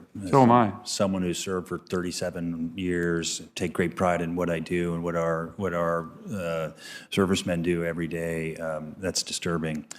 I think the key for us to help combat that is to be as transparent in what we do and as apolitical as we possibly can be. Let me ask one final question. The Undersecretary of Defense, number three position in the Pentagon, he said one of his priorities in his confirmation hearing was to, quote, stamp out systemic racism within the ranks. Do you think the military is a systemically racist institution in your experience? And do you think that having senior officials say that kind of thing is actually one of the things that undermines trust? I think it's really important that we have discussions about anything that challenges the safe and secure working environment for our force. That's a commander's business to do that, and racism is part of that. I'll give you my personal experience. Personal experience. Every time I do a fleet unit visit, whether it's an airplane, a squadron, or a submarine, I ask these questions. And we'd work really hard to have that dialogue, that important dialogue that we need to have about racism. And we all agree that there is no place for it in our military. Thank you, Mr. Chairman. I'll submit more records or questions for the record. Thank you, Senator Sullivan. Senator Peters, please. Thank you, Mr. Chairman, and good morning, Admiral, and congratulations on your nomination, and thank you for being here today and offering some of your thoughts. Admiral, in advance testimony, you expressed concern with both state and non-state actors' ability to successfully execute large-scale influence operations against the United States and its partners, and certainly I share those concerns, and we have a lot of evidence of that on a almost daily basis. So I want to kind of hear your views on organizing our information warfare capabilities. This is a wide-scoping issue, I understand, but information clearly is a domain and a warfighting function with a very strong human dimension to it as well. But we should never exceed the need for some overarching guidance, planning, and authorities when it comes to all this. So my question to you is, would the joint force be more effective and by extension perhaps more resilient if information warfare fell under a single entity such as a functional component command? Yeah. First, I agree with you, sir, on the challenge that information warfare presents to us in the modern realities of warfare going forward. And winning and dominating in the information space is going to be just as important as in the military or the diplomatic or the lawfare or the economic. And so going forward, we're going to have to do and work very hard to ensure that happens.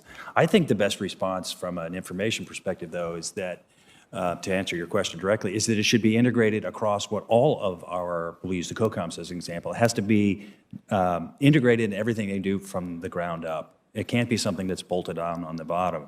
My discussions with my colleagues who are fleet commanders or who are combatant commanders now, I think they get that. And so I think as the vice chairman, if confirmed, it would be my job to help encourage that integration baked in from the bottom as equally as important as what we do from the tactical to the strategic.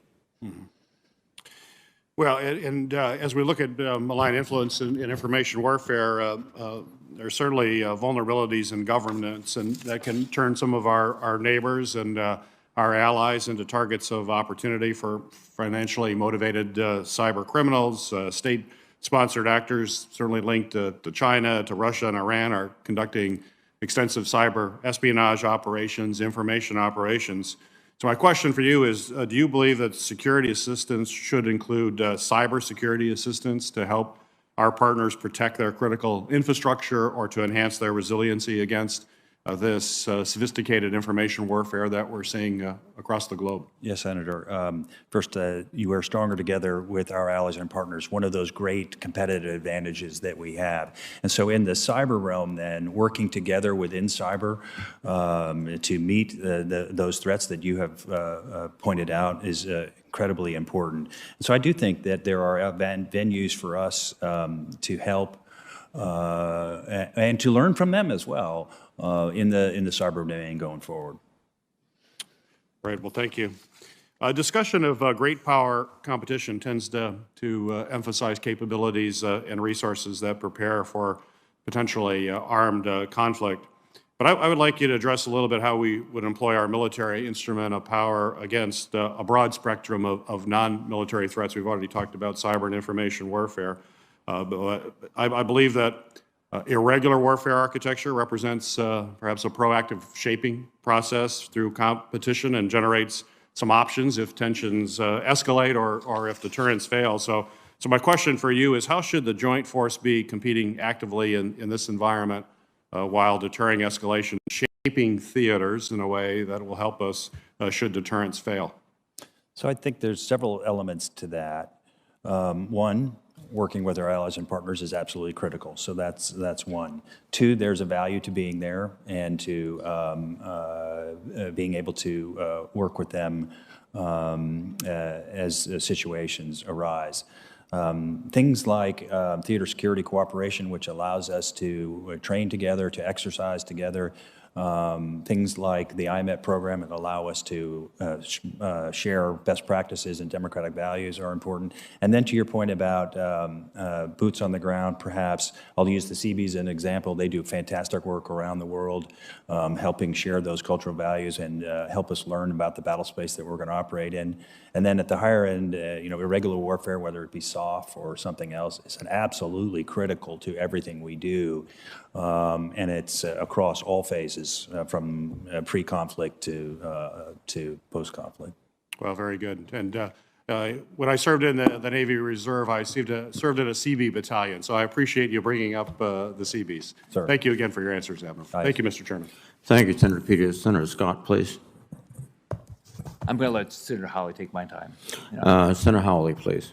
Thank you very much, Mr. Chairman, and thank you, Senator Scott. That's kind of you. Admiral, I want to come back to something you said earlier. You talked about China being the pacing threat, Indo-PACOM being the pacing theater, and that, with that in mind, let me just point out that the threat of a Chinese invasion of Taiwan continues to grow rapidly, but the resources that are available to the department to counter and deter that threat are not. Given that, is it fair to say that DOD needs to be doing less in lower priority theaters so it can use its scarce resources to do more, to do what we need to do to deter China in the Indo-Pacific? Yeah, that gets to that resource balance question that we were talking about, sir. And so certainly if the pacing threat is in the Indo-PACOM theater, then working with the combatant commander, Admiral Aquilino, my close colleague, it will be important to provide him the resources he needs to help shape that environment and make those priority-based discussions based on the threat. Are you concerned that the Global Posture Review released last week doesn't name a single region where DOD plans to do less? Not part of the process to build the Global Posture Review. What I do like about the Global Posture Review is that it provides a disciplined framework to have those priority-based discussions that you talked about. And so I think that's a great promise of the GPR going forward. So you're not concerned is the answer to my question? I think there's room for us to work within the discipline process that they lay out to have further discussions about those priorities, challenges that you referenced. Well, I just want to say that I'm very concerned by the Global Posture Review. The overwhelming message, I think, sent by the review is that our posture abroad doesn't require any changes at all. The review doesn't recommend any major changes. I think that's a big mistake. We cannot continue to do what we're doing and adequately deter China in Asia. Let me ask you about our force planning construct in the 2018 NDS. It shifted that construct, that the NDS shifted focus from maintaining our ability to fight and win 2 regional wars to fighting and winning a single war against a great power. Senator Rounds was asking about this earlier. Do you agree with the force planning construct used in the 2018 NDS? I think as we work on the NDS and if confirmed, I look forward to being part of the next NDS. I think we're going to have to look really hard at that force planning construct. It's conditions-based, it's threat-based, and the situation, as I say, the world gets a vote, and we're going to have to look at what that means with 2 peer competitors and how we're going to adjust that. Well, let me ask it to you this way. The Assistant Secretary of Defense, Carlin, wrote to me earlier this year, I'm quoting her now, "I believe that the force planning construct should prioritize and focus on China unless and until the security environment changes dramatically." She goes on, "The threat China poses to Taiwan should be a priority for the force planning construct." Do you agree with Dr. Carlin? Haven't had a chance to sit down with Dr. Carlin to talk about that, but I do agree that the pacing threat and the challenges that we most face is in the Indo-PACOM region. With regard to the force planning construct, Dr. Carlin also wrote, and I'm quoting her again, "While the U.S. military will invariably need to juggle other challenges simultaneously, it would need to reprioritize those should a conflict with China arise." Do you agree with that the U.S. military will need to reprioritize other challenges, for instance, in Europe, should a conflict with China arise so that we can focus on Absolutely. If conflict arises, we're going to have to provide all that we can to win that conflict. And you think that China should be the priority even in the event of simultaneous conflicts? Again, conditions-based. Well, I don't know what that means, with all due respect, Admiral. You said that several times now, and frankly, you're evading my questions. You haven't given me a straight answer on any of my questions yet. I've asked you about the Global Posture Review repeatedly. I've asked you about the 2018 NDS. So far, you haven't answered me on any of them. So let's try for a yes or a no. Let me just back up and let's try again. The 2018 NDS, the force planning construct used in that, shifting away from multiple conflicts to winning one great power conflict. Do you agree with that, yes or no? I agree that it needs to be reviewed.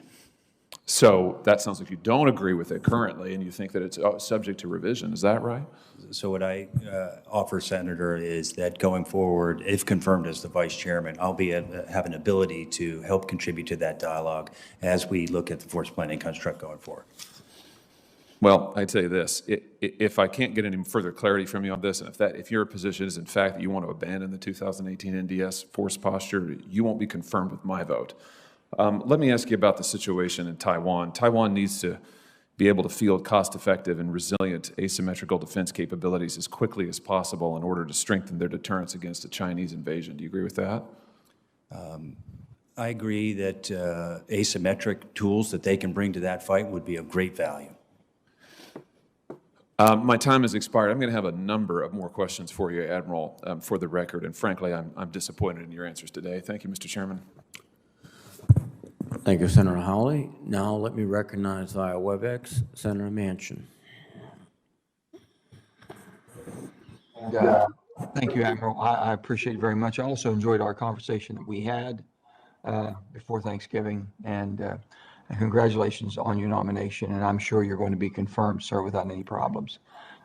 With that, though, I'd like to know a little bit. First of all, we do an awful lot of the training in West Virginia, and we have had a tremendous opportunity to work with special ops, and we're hoping, as you're all looking into that some of the other branches of service can use or look at our state from the standpoint of the effectiveness and the cost effectiveness, especially, and a location being so close to DC.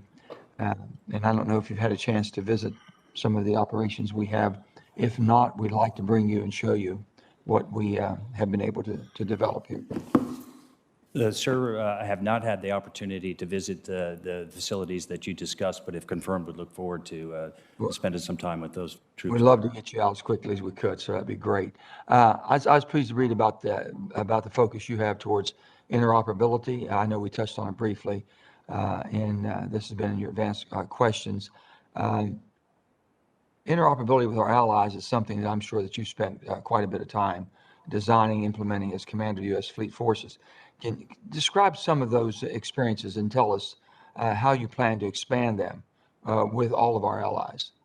Yes, Senator, thanks. The key issue for me as the Fleet Forces Commander or as Sixth Fleet and Strike Force NATO was to build interoperability so that we could fight together, but not interoperability for interoperability's sake, but interoperability for integration so that we could work better, we could fight better together immediately. Interoperability is one thing, integration is where we need to go and work and train together. So if confirmed as the Vice Chairman, it will be a high priority of me to work with our allies and partners on interoperability as it leads to integration and then our ability to fight and win together. Sir, also Cyber Command, Space Command are two of the combatant commands that influence nearly every weapon and support system in our inventory. Tell me, if you will, your plan to resource each of them as the challenges and capabilities in these domain increases. Yeah, sir, thank you. And working within the space domain is absolutely critical and a very high priority. It underpins everything we do as a military, just as our military underpins what we need to do in space. So if confirmed as the Vice Chairman, space as a domain, and it's important to recognize that it is a domain like everything else, will be a high priority for us, for me going forward if confirmed. I'm going to ask you just a hypothetical question because I know it might be a little bit out of your domain, but with what we see going on in China and Taiwan and the South China Sea, and also what we see going on now with Russia, Ukraine, do you have any comments or any thoughts on that would be kind of helpful in our deliberations? Yes, Senator, thank you. I think if you start with Russia in Crimea and with Ukraine, it's a very dangerous and destabilizing situation that we're working our way through. It's important for us to ensure that we work with our NATO partners and continue to recognize the challenges that are faced by Russian activity in that area of the world, and then remain rock solid in our commitment to Ukrainian sovereignty, to Ukrainian self-determination, and their larger goals of ultimately perhaps moving forward with alliances and whatnot. I think in the Western Pacific, the challenges are equally important. As we have discussed, that's the pacing threat in the Pacific and in Indo-PACOM, and we're going to have to meet those on a daily basis. Again, two peer competitors we're going to have to balance those going forward. Very quickly on the other one, sir.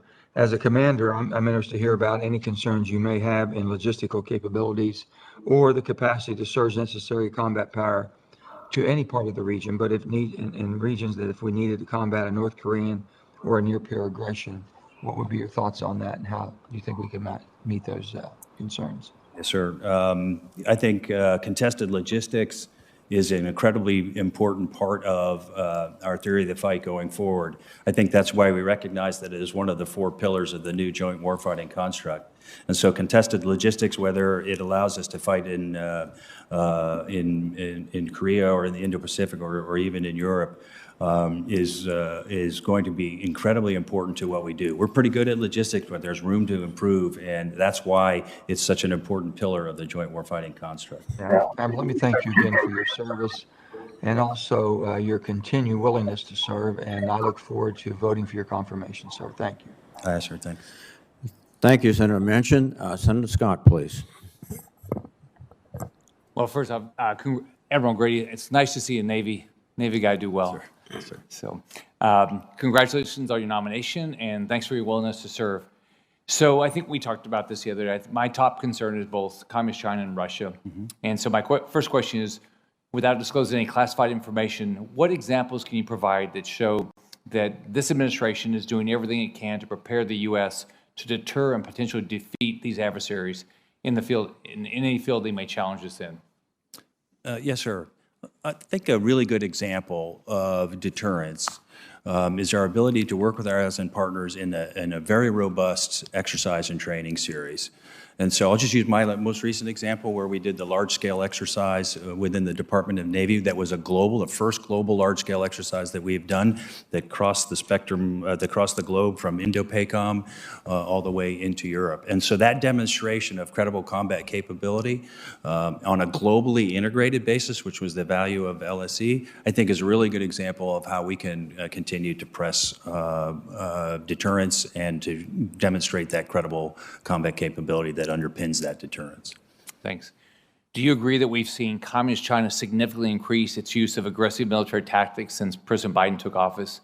And do you agree that Communist China's behaviors, especially what we're watching in Taiwan, have grown more bold this year?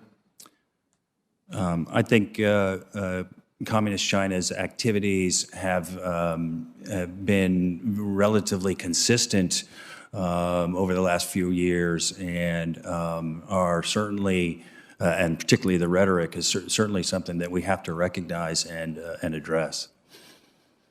As we talked the other day, I've introduced the Taiwan Invasion Prevention Act, which would eliminate the ambiguity. It basically says we're going to defend Taiwan. Would one, do you agree with that? And two, would it make your job easier if it was clear exactly what your obligations are? I think that the One China policy, the Taiwan Relations Act, the 3 communiques, and the 6 assurances, I think that's done a really good job of maintaining the status quo, which is peace, which is solving the challenge in Taiwan on a not a unilateral way, and so that status quo is important. Going forward, a policy change, I think, would be one that would have to be based on the rhetoric and the risk that China is presenting. And if confirmed as the Vice Chairman, I look forward to helping shape that and shape our thinking on that as we press forward. Do you believe General Secretary Xi fears a U.S. reaction from the U.S., with regard to his continuing aggression towards Taiwan and even other countries in Asia? I think that I can't speak for what's in his head, but I suspect that the credible and capable military that's forward under Admiral Aquilino's leadership is one that should give him pause. That we are prepared and positioned to do what we need to. For decades, the U.S. has reserved the right to preemptively use our nuclear weapons in the event our national security requires it. Do you believe we should keep that option open or abandon it? I think that options are always good, and keeping all options on the table for the president is important. Do you have any concerns about China's focus on their and success in their hypersonic missiles? Absolutely. It's an area that my predecessor discussed at great length, and they are moving very, very quickly in hypersonics, and a very challenging weapon system, and one in which we need to keep pace, if not overmatch. So what do you think when Congress doesn't pass the National Defense Authorization Act and continues to do continuing resolutions rather than pass a budget? How does it impact our military readiness? That's a great question, sir. The continuing resolutions are super challenging, as you know. They eliminate our ability to move the flexibility. They stop new starts, our ability to invest in new weapon systems. They have a human cost that goes with them. Let me go back to the one I just mentioned because it synchronizes with your question, and that is a CR would prevent us from advancing on new initiatives like the Army and the Air Force program on hypersonics. So CRs are very destructive and so and challenging for the service to work forward and work through. So how many ships do you think the Navy needs to be able to guarantee freedom of the seas for ourselves and our allies and our partners? Yeah, first, I appreciate the law that says 355. That's important. I understand that. Presence matters, capability matters, but so does capacity matters. And so I think there's this balance between capacity and capability as we seek to meet the law of 355. And so going forward, we'll try to work to get to the 355 because that's what the law says. But in the meantime, as we work to get there and try to get there as fast as we can, we have the balance, capability and capacity. There's some other things that we can bring to the table in addition to the capacity piece. Thanks, Admiral. Thanks, Chair Reed. Thank you very much, Senator Scott. We have 4 individuals on the WebEx, but we also have a vote. So I will, at this point, Admiral, recess for 10 minutes so that I can vote, and also that I can allow my colleagues to have a chance to question you. So the committee stands in recess. Let me call the hearing back to order and recognize Senator Rosen via WebEx. Senator Rosen. Thank you, Chairman Reed and Ranking Member Inhofe. And for holding this hearing, and I'd really like to thank Admiral Grady for meeting with me recently, for your lifetime of service, and of course your willingness to continue to serve. And I wrote this down from your opening statement. I really liked it when you said stronger families means a stronger fleet. I think that is really a terrific quote, and I may use that from time to time, and I will credit you with that, Admiral. But I want to talk a little bit about cybersecurity now. As we discussed in our last meeting last month, cyber attacks are becoming one of the central security threats to the U.S. and, of course, to all of our partners. Our allies are essential to ensuring U.S. cybersecurity because we rely on them to do threat hunting, enable early warning, to harden our own collective defenses. And as you well know, cyber defense is part of NATO's core task of collective defense. So given the rising threats of cyber attacks from both state and non-state actors, NATO efforts to protect allied networks and enhance resilience across the alliance, well, it's just more critical than ever, which is why I raised this subject when I met with NATO leadership in Brussels just before Thanksgiving. So, Admiral Grady, what do you see as the significant cyber threats the NATO alliance is facing? And can you specifically describe the cyber threat our European allies face from Russia, and how, if confirmed, you would advise and support our allies in combating this cyber aggression? Yes, ma'am. Thank you. Cyber is a domain that is increasingly active, increasingly contested, and increasingly competitive. And I think for our NATO allies, they recognize that. And so working together with them to face those challenges in this increasingly competitive domain is important. We tend to think about warfare as something that has a start point and an end point, and I think cyber is one that tells us that there's a lot happening in the gray zone that we have to think about even before conflict starts. And indeed, conflict could kick off in cyber before anything else. I think another piece of the cyber challenge that we face is how we work with within the whole of government and with industry. And so even in our own country, we have to look at our attacks on meatpacking plants and railroads and those kind of things to know that we have to be good partners, certainly with our allies and partners in NATO and beyond, but of course with our industrial-based partners and the rest of society, because that is in fact what's happening now in the gray zone world that we live in. Yeah, I couldn't agree more. This is an area that is going to become an increasing threat to all of us around the world. And so we really have to think about our cyber readiness, because our nation is really grappling with the aftermath of unprecedented cyber attacks. In the U.S., we're expected to face a shortage of 3.4 million skilled technical workers. But next year, those workers help us to address these threats. There are particularly large gaps in cybersecurity. DOD continues to face challenges addressing requirements for certain key skill areas, such as those in the cyber and STEM fields. And so to help address the shortfall, inspire future generations of talent, last year's NDA, Senator Rounds, Peters, Blackburn, and I introduced a bipartisan bill to help our junior ROTC young men and women have a STEM training and education track. So that's great. And this year's NDAA, again, I worked with Senator Blackburn to create a civilian cyber reserve, which will also help address cyber defense personnel needs. So, Admiral, if confirmed, how will you recruit and train personnel in these critical cybersecurity and STEM field, networking, hardware, software, all of it, so that we can really surge up and address these challenges that we know are going to be increasing day after day? Yes, Senator, and thank you for your leadership on that initiative. Just a quick shout out on the JROTC and how important that is for the health of the force going forward. And then the STEM education you and I talked about, how critical that is. And the key element of that is getting to to our youngsters sooner than later is important. You and I talked about that. Concepts like a civilian cyber reserve, you and I talked about this. In my view, if you're willing to serve your country, if you can pass the security clearance, but you may not look like me, I don't care. If you can come and you can serve and you can and you can help us win in cyber, whether as in the civilian cyber reserve or some other form, we need to encourage that, because that's an area that we know we have to win in, and we know our adversaries are throwing a lot at it, and we have to outpace that.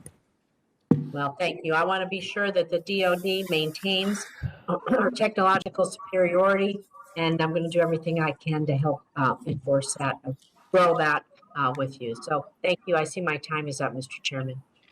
Thank you, Senator Rosen. Senator Tuberville, please. Thank you, Mr. Chairman. Save the best for last. Thank you, Admiral, for being here, and your wife and your service. I'm excited about you being in this position. I think you'll bring a lot to who we are and what we are. I hear about all these our rockets and our tanks and all that. I came from a team atmosphere of 40 years, and I've been all around the world since I've had this job now for 12 months, and I've seen how dangerous it is. And if we're going to survive, not just our country, but the world, our military is going to have to do it for us. And it's not all the bells and whistles, it's the Joes and Janes. And my concern is, how do we build that best military? How do we build the values and morals and educate these young men and women? Because we're finding less and less that obviously that we will take in the military. And what we have total, I think, close to 2.5 million reservist active duty.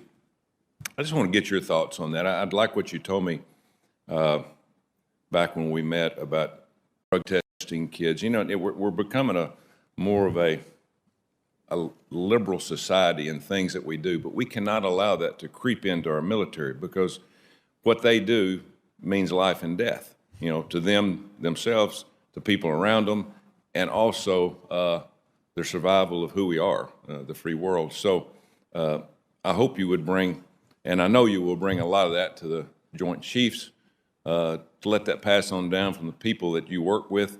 So talk a little bit about, structuring, our military from this point on. we've got a great military. I think there's some things that we need to maybe correct, but we still got to build that fighting machine. Yes, sir. You and I talked at great length about how X's and O's are important, but Johnny and Joe and Jane are more important. Right. And so the center of the universe, our soldiers, our sailors, our airmen, Marine, Coast Guardsmen, Guardians, it's important that we don't forget that that's what it is all about, and setting them up for success to win and to not go into that fair fight is absolutely critical. You and I also talked about the sailors and the servicemen that we're getting into the Navy now. And as I told you, sir, I'm super impressed with who we get now.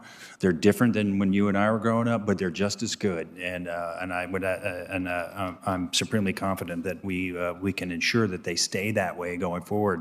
You know, drug testing is a really important policy. It is a very successful policy. We have a zero tolerance for that kind of thing, and that will continue so that we can maintain that lethal, credible warfighting edge that you expect us to have going forward, built on the center of the universe, our service members. Yeah, well, thank you, and I know you'll do a great job. Look forward to being a huge part of what we do and working with you for the next few years. And by the way, Merry Christmas. It's almost here. Thank you. Sure. Thank you. Thank you, Mr. Chairman. Thank you, Senator Turnbull. Admiral, thank you for your testimony, and thank you for your 40 years of service, you and your Christine and your family, and I look forward to your speedy confirmation. With that, I will adjourn the hearing. Thank you, sir.